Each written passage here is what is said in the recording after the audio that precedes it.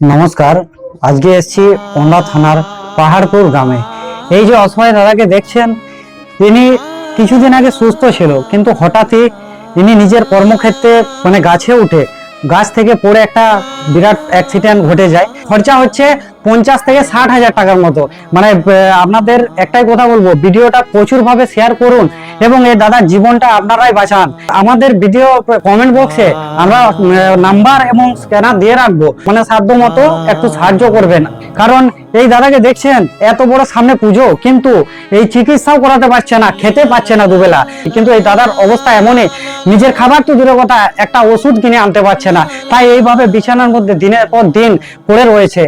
এই দাদার ভিডিওটা প্রচুর ভাবে শেয়ার করুন এবং আর বিভিন্ন ভাবে যার যেমন হবে সেইভাবেই পাশে দাঁড়িয়ে সাহায্যটা করুন। আমাদের তো যেমন সামর্থ্য আমরা তো দেবই, কিন্তু আপনাদের যেভাবে হবে আপনারা একটু পাশে দাঁড়ান। খরচাটা একমাত্র আপনাদের দ্বারা থেকেই সম্ভব হবে। কারণ এই যে দেখছেন ওনার ওয়াইফ দাঁড়িয়ে রয়েছে, ইনি এখন মাঠে কাজ করে, তাও রোজ কাজ পায় না। ইনি কান্নায় ভেঙে পড়ছে, মানে কোথায় খাবার পাবে, কোথায় স্বামীর মানে ট্রিটমেন্টের খরচা জোগাড় করবে। তাই আমার রিকোয়েস্ট রইলো, তার জন্য রিকোয়েস্ট করছি হাত জোড় করে, একটু পাশে দাঁড়ান। আর এই যে দাদা রয়েছে, খরচা হচ্ছে 50 থেকে 60 হাজার টাকার মতো।